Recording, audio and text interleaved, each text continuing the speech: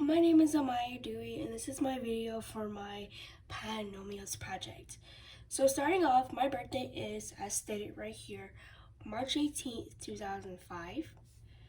And I decided to create a birthday polynomial that went along with the lines of this right here. So my birthday polynomial is 3x to the 5th plus 1x to the 4th plus 8x cubed plus 2x squared plus 5.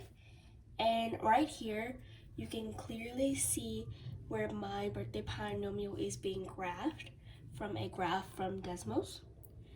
And then for my experimental polynomial, I created a polynomial which states 3x to the 5th minus 1x fourth minus 8x cubed minus 2x squared plus 5.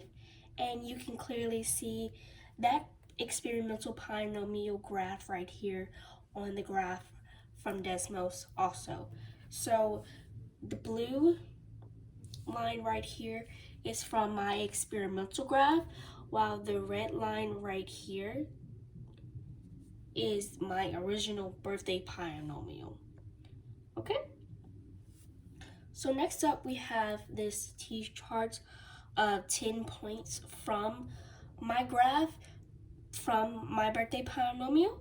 So when x is at 1, y will be at 17. When x is at negative 1, y will be at negative 5. When x is at 2, y will be at 157. When x is at negative 2, y will be at negative 163.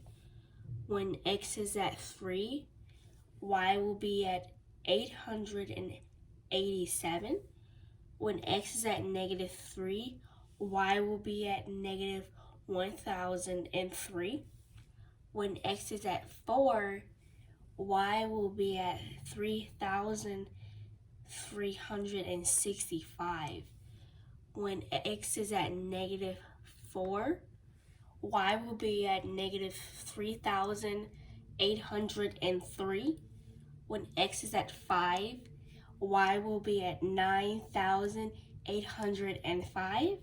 And lastly, when x is at negative 5, y will be at negative 10,945.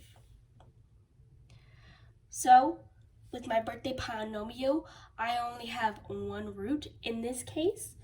With other polynomials, there can be different amounts of roots, but for mine, I have, like I said, 1, which is negative 1.836 to 0. And if you look at my graph for my original polynomial, you can see that it would be in this general area right here where x is, because when you are looking for a root, you will want to look near the x-axis, not on the y-axis, because with the y-axis, that's where you would get an item like your y-intercept from, which is our next part of my presentation. And with my y-intercept, I also have 1 in this case, and my y-intercept is 0 to 5, which is right here, as stated with the line, the red line of my graph. So next we have my relative maximum, and the way I like to remember my relative maximum is max is normally, for me, how I like to remember is where the top of my graph is.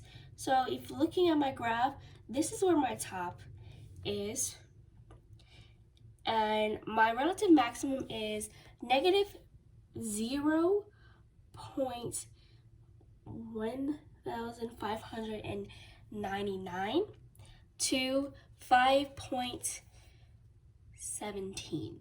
So you can see right here, my relative maximum, and I'll show you where it is on the graph.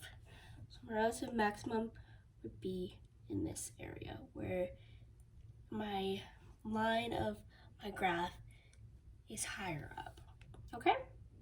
So my relative minimum is next, and how I like to remember my relative minimum is basically the opposite of my relative maximum. So if my relative maximum is at the top, then my relative minimum is at the bottom. And I'll show you where that is on my graph also. So my relative minimum would be down in this area. Okay. So next we have my in behavior. So I'll show you guys how I found my in behavior. So if we go back up to my graph, and we're gonna read it like this. So as x approaches negative infinity, so if we follow my pin and we connect it with the graph, as x approaches, so we're gonna go this way. So we're gonna follow the graph. As x approaches negative infinity, it goes down, which means that as x approaches negative infinity, f of x also approaches negative infinity, because this is going down, and downwards is where negative infinity is. Now, for the other part of our in behavior, it is going to be, we're going to go this way. So as x approaches positive infinity, which is this way, it goes up, which means it is also going to reach positive infinity. And how you would say that would be, as x approaches positive infinity, f of x approaches positive infinity. So in conclusion with my in behavior, it is clearly said as x approaches negative infinity, f of x approaches negative infinity, and as x approaches positive infinity, f of x approaches positive infinity. Okay? So this is my in behavior, because my leading exponent of my birthday function is an odd number.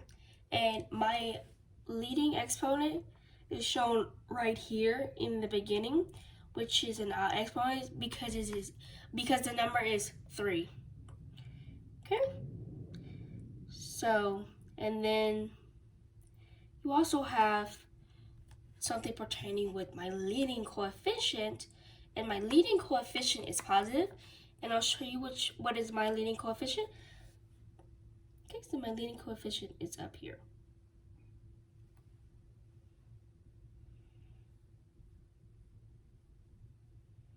Okay, I just wanted to let you guys know that this graph is an odd graph because in conclusion, both of my points are on opposite sides of the graph. See how this one is going up and this one is going down. If they were both going in the same direction, it would be an even graph. So that is it for my polynomial project video. Thank you for watching.